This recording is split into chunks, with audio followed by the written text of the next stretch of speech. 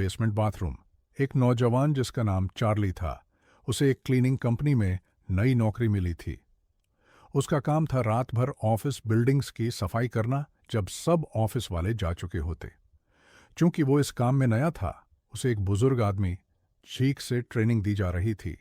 एक रात चार्ली और जीक एक बड़ी ऑफिस बिल्डिंग के बेसमेंट में स्थित पुरुषों के बाथरूम की सफाई कर रहे थे। अचानक चार्ली को पास ही से एक जोरदार चीख सुनाई दी। वो बाथरूम से बाहर भागा और देखा कि चीखें महिलाओं के बाथरूम से आ रही थीं, जो बगल में था। चार्ली ने दरवाजा खोला और अंदर झांका। वहां एक युवती खड़ी थी, जो रो रही थी और खुद को कसकर पकड़े हुए थी। उसके कपड़े फटे हुए थे।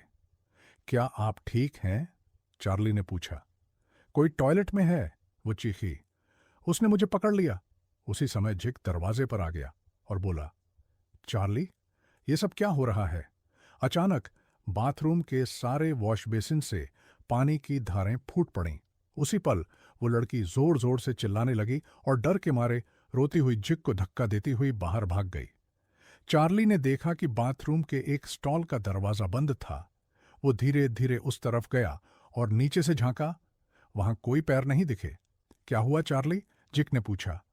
चार्ली ने सावधानी से दरवाजा खोला। दरवाजा चरमराया और धीरे धीरे खुला, लेकिन अंदर कोई नहीं था। चार्ली ने राहत की सांस ली और फिर सभी वॉश बेसिन के नल बंद कर दिए। ये सब क्या था? जिक ने पूछा।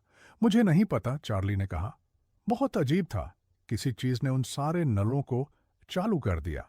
डरावना था। मैंने सुना है, जीक ने कहा, सालों पहले इस ऑफिस बिल्डिंग में एक हत्या हुई थी।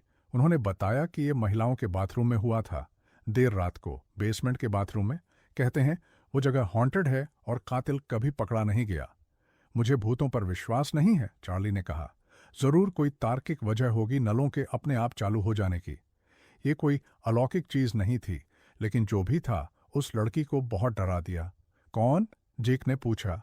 वो लड़की जो चीख रही थी, चार्ली ने कहा। वो तुम्हारे सामने से भागी थी। जीक की आंखें चौड़ी हो गईं और वो धीरे से बोला, चार्ली, मैंने कोई लड़की नहीं देखी। मैंने कोई चीख नहीं सुनी। इस बिल्डिंग में सिर्फ तुम और मैं ही हैं।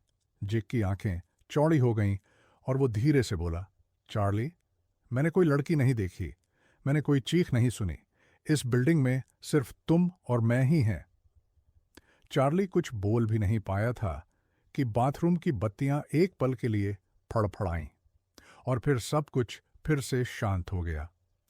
उस रात के बाद चार्ली और जीक दोनों ही गायब हो गए। क्लीनिंग कंपनी ने अगले दिन पुलिस को बुलाया, लेकिन बिल्डिंग में उनका कोई सुराग नहीं मिला।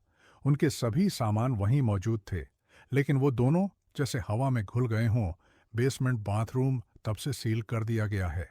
कुछ लोग कहते हैं कि रात के समय वहां अब भी किसी के रोने की आवाज आती है और कभी-कभी कोई धीमे धीमे गुनगुनाता है, कोई टॉयलेट में है। अगर आपको इस तरह की हॉरर कहानियां पसंद हैं तो वीडियो को लाइक करें और चैनल को सब्सक्राइब करना न भूलें। ऐसी ही और डरावनी कहानियां सुनने के लिए मैं जल्दी मिलूंगा एक नई हॉरर स्टोरी के साथ। तब तक अपना ख्याल रखना। बाय।